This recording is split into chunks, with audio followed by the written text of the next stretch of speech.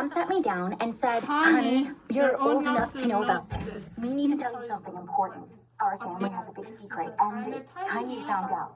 Ruby, you are not supposed to tell anyone about this family secret of ours. It is really important, honey. Promise? My dad asked. I nodded. I was so curious. I held my breath and waited. Mom said, honey, we're a family of superheroes. We have superpowers.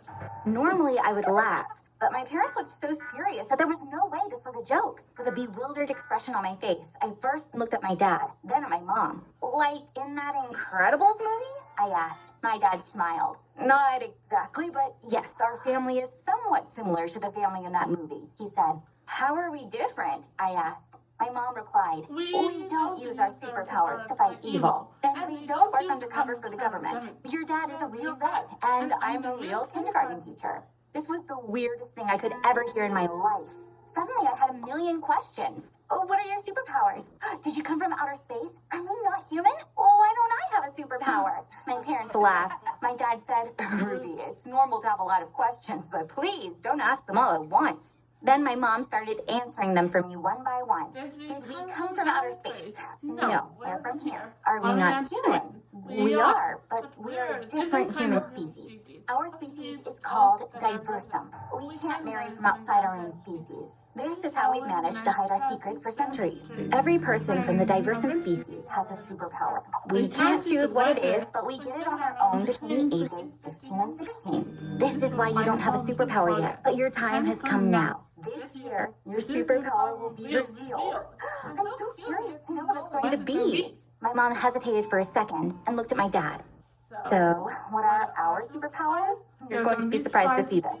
Your father will show us first. Dad looked at me. He smiled and suddenly turned into a basketball. Then he became a white cat. Next, he turned into a Christmas tree. And finally, he was my father again. I watched in awe as my dad transformed right before my eyes. He smiled. Do you like it? We call this shape-shifting, he said.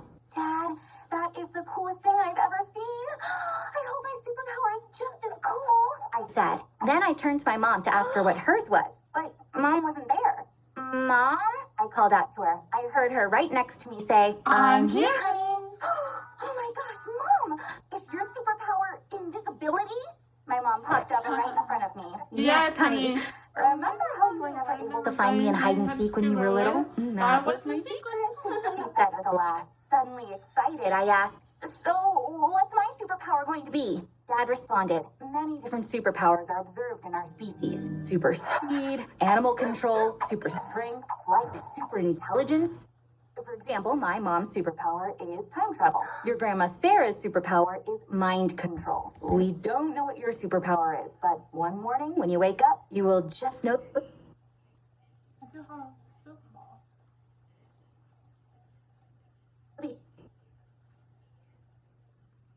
Anything. My superpower wasn't revealed on the last day either. I started crying. Concerned, my parents looked at each other. I don't understand. This is not normal, my dad mumbled. I agree. It's not normal. We need to consult our elders, she said, and video called her mom, Sarah.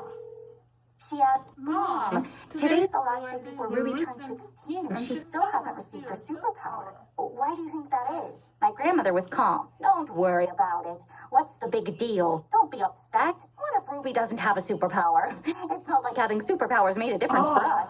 I haven't used mine in months, she said. Meanwhile, behind her, my grandfather appeared. Honey, she's lying. Just last week, she manipulated me into buying a new TV, he said, laughing.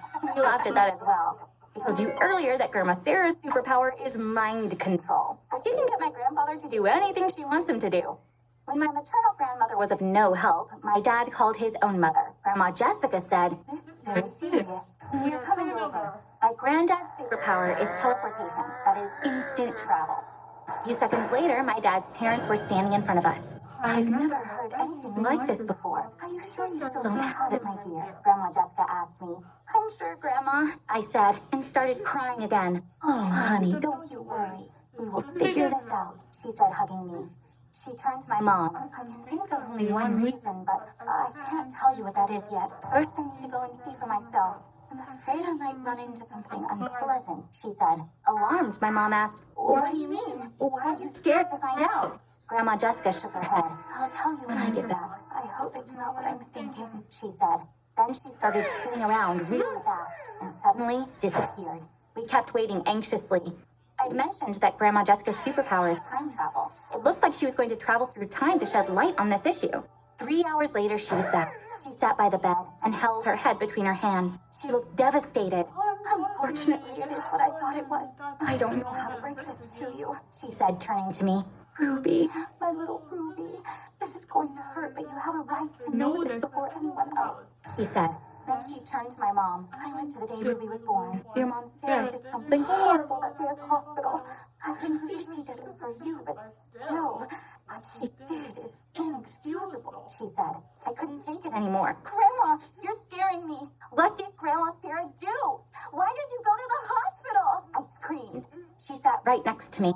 Your mom went into labor earlier than expected. She had 6 more weeks when she started getting contractions. Coincidentally, your Grandma Sarah was with her that day. She took your mom to the hospital, but we weren't there. That's why I traveled in time to that day. I wanted to see what happened at the hospital, she said.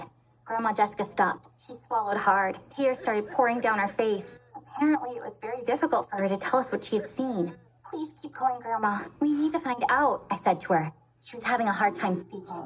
I traveled in time to go to the hospital. Your mother was unconscious when she was brought in. She was bleeding. They took her into surgery immediately. Shortly after the surgeon came and said to Sarah, unfortunately, we lost the baby. Your grandmother lost herself.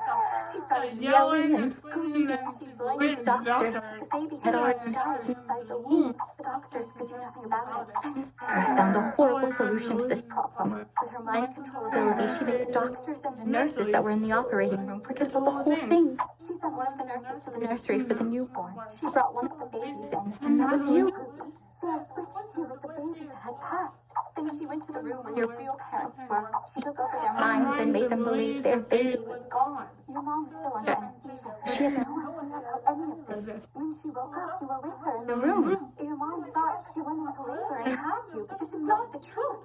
Oh my, I saw everything. I saw everything Sarah did at the hospital. The room was completely still. Everyone was in shock. Oh, hey, why would Grandma Sarah do something like that? This is horrible, I said, sobbing. My parents came closer and embraced me. They were crying too. It was what it was. There was nothing we could do about it. We cried for a long time. My mom said to me, you are our daughter. Nothing can ever change that. None of this is your fault. 2 months have passed since that